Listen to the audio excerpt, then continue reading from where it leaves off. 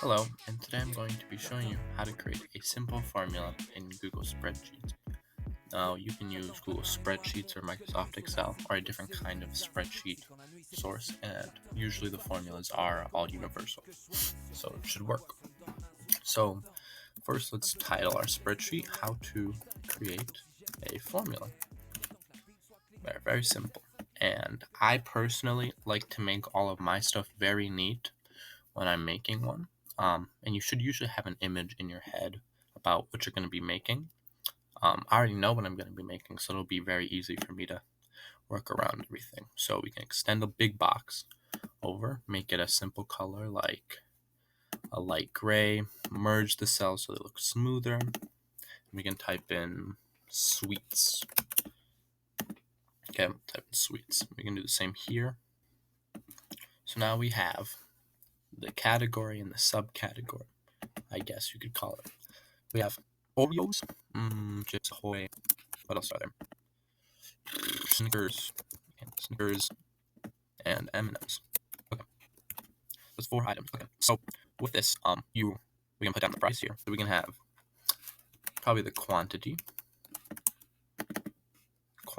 the price, and the total.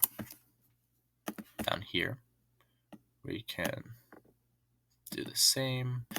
For Oreos, let's say we're having a party, and I need 3 packs of Oreos, 3 packs of Chips Ahoy, so because we don't discriminate, 50 Snicker bars, and 20 M&Ms. So I'm just going to make up these prices. You can search out the prices if you need to, but I'm just going to make this up for simplicity reasons. So let's say Oreos are $6. So $6 per package. That's per package. And Chips Ahoy are $7 per package. No, they would be. Let's say they're $5.50 per package. Okay. And Snickers are usually, how much are they? Let's say 80 cents a bar. So we can do 0.80. And M&Ms, because they're 60 cents. Okay. Man.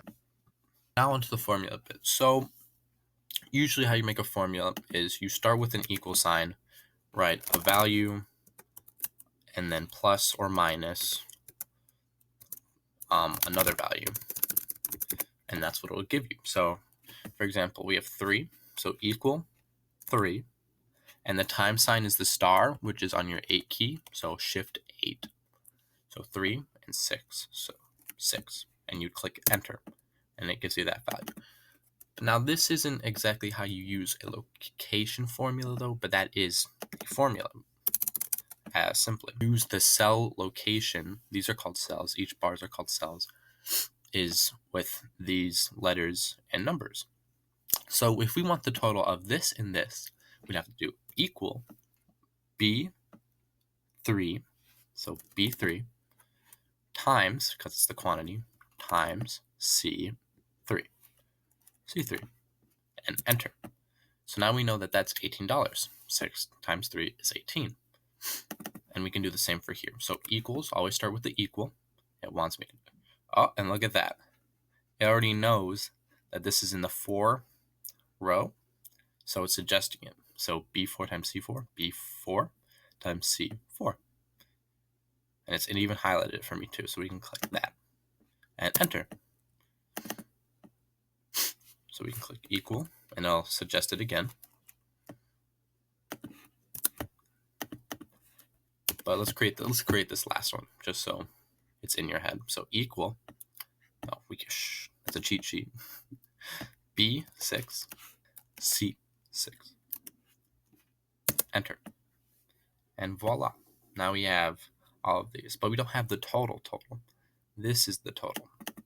So the total of all of this should be equal